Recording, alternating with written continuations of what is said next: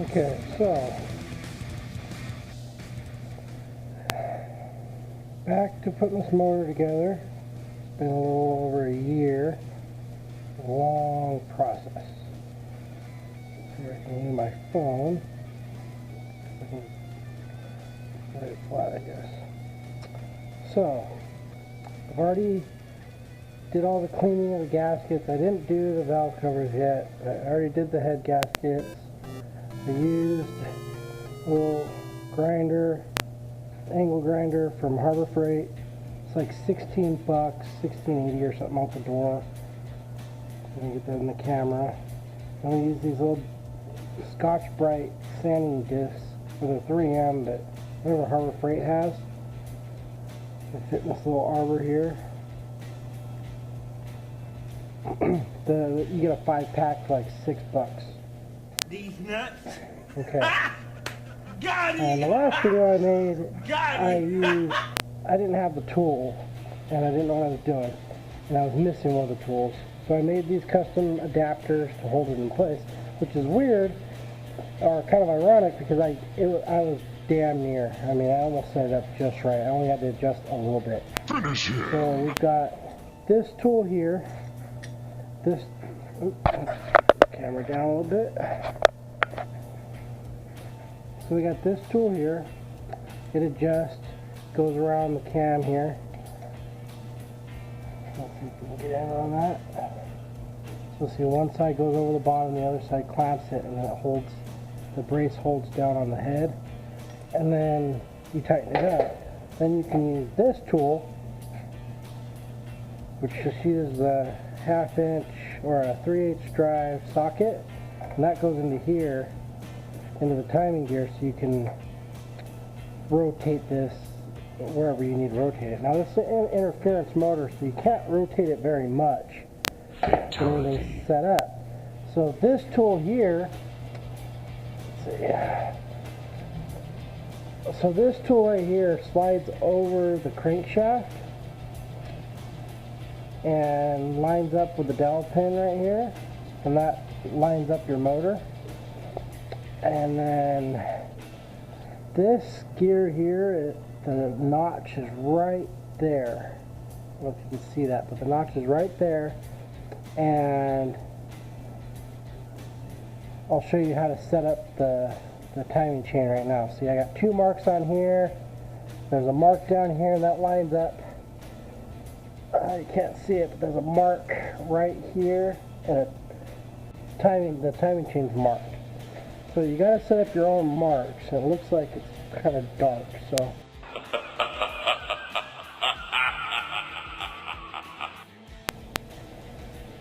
So you take your timing chain,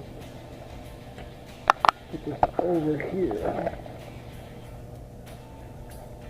Let's see if I can get this set up so I can have the camera and the light. Okay. Now, I've already marked it. What you do is you take the chain, you lay the chain out straight. So you'll have one link here. Now you can see the mark I made on there. And then here is you know, this got the inner link. So you mark these two, and that's the timing gear, and that one's the sprocket. Okay. So the sprocket has the keyway and a notch, and that notch is where the timing chain will land for the sprocket. And also note that both gears here have an indentation, or an offset. So those two offsets point each other, so then there's a gap in between the two, so the chains don't bind up or anything. So what you do is you set up, you got this side all set up. This side, I've got the tool in place right now because I didn't want it to move while I put the head on. So my heads aren't torqued down yet, I just have them sitting there. But what I'm going to do is install this tool here because I need to take off my custom made part, or my custom made tool. So when I made my first video of taking this apart, I had this tool here, but I didn't have the crankshaft position. But luckily my buddy owns a shop, so I was able to look it up online of where that was supposed to be located. I just eyeballed it, and I got darn near. I only had to move the crank like not even an eighth of a, like maybe a degree or two to get it to line up with that upper chain, or that upper mark. So everything was actually pretty darn close. I had just made these because I didn't know any better. But apparently, if you set the crankshaft up at, say, a 10 o'clock position, then you can get away with, let's see if we can bring this over to the light. Okay. Yeah, okay. Either way, we're going to be a little limited on light, but custom tool here. Oh, I got to tighten this first. So these are 9/16s, I believe, or ½ inch. This is 13 millimeter. What we're going to do is we're going to tighten this down. This position at the 10 o'clock position, which I recommend getting the tool. I happen to have the master set for Ford. So what we're going to do is now we need to line up our chain and sprocket. So what you're going to do here is there's a mark right on the chain, and making sure that the offset will line up backwards. So what we're going to do, pull off the crank tool. It's not really going to move. If it had tension on it, then I would be worried about it, but it doesn't seem to really want to move around very much. Now, this part is kind of tricky because this doesn't want to, oh, it actually is off by a tooth. Darn. So what we have to do is we're going to hang the chain down. We're going to get our tool here. Put this right here. Turn.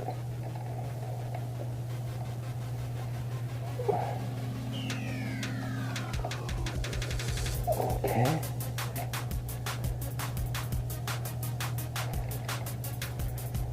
Now, two teeth will land right there. Perfect. Now, that's in place. Let's tighten this up.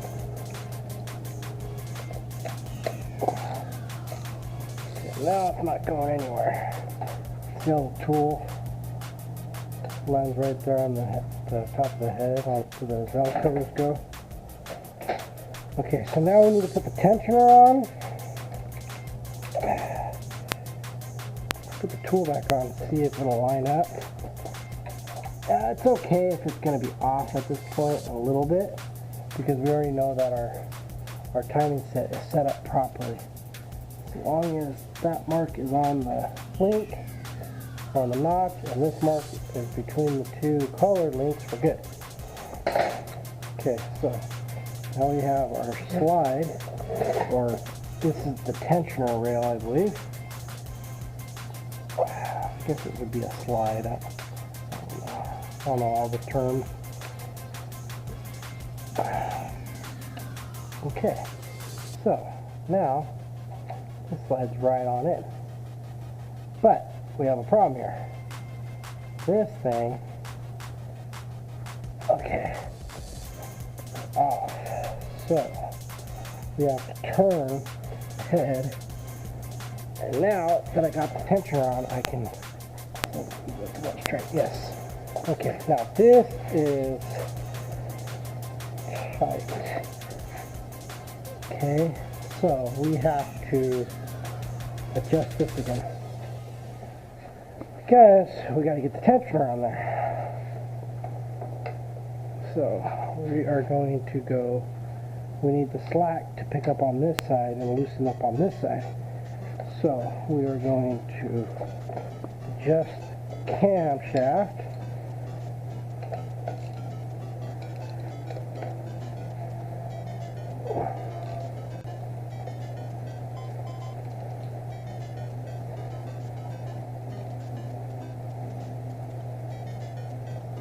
Got loose.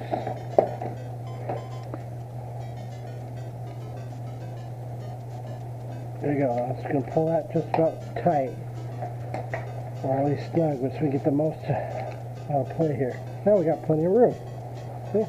So let's get our tensioner. Now the tensioner is kind of tricky. I didn't have channel locks when I did this. I used that clamp, and that was kind of a pain. So all this is there's a notch right here. This tool ratchets, but so it doesn't allow it to go back. So what you do is you just press the plunger in, pull the indent or the ratchet mechanism will lock back, and then there's a notch that opens up back here. So you push that piece all the way back flush. Oh, there it is. That's all the way back. This slides in, and you can release. Now this is held in place.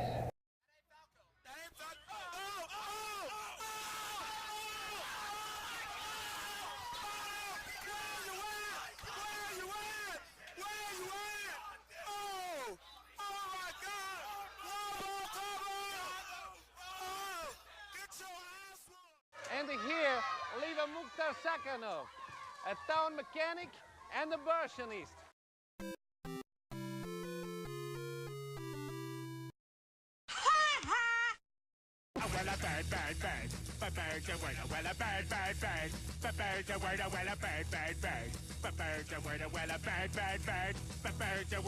Don't you know about the bird? Well, Peter's gonna tell you about the bird. Well, a bird, bird's a bird.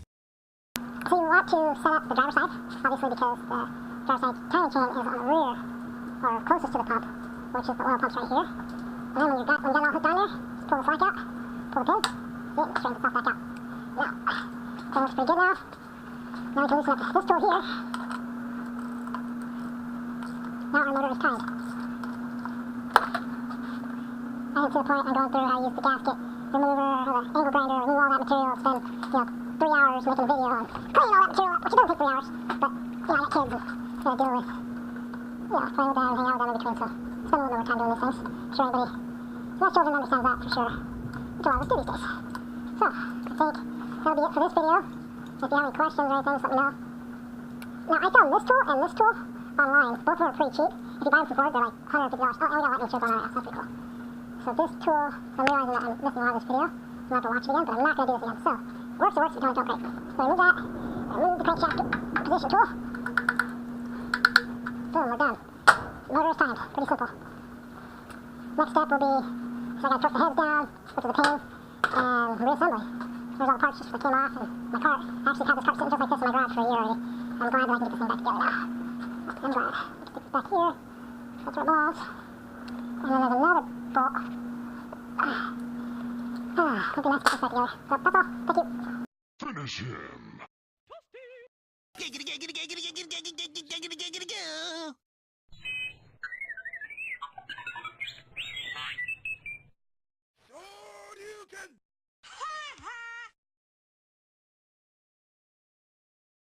Ha ha!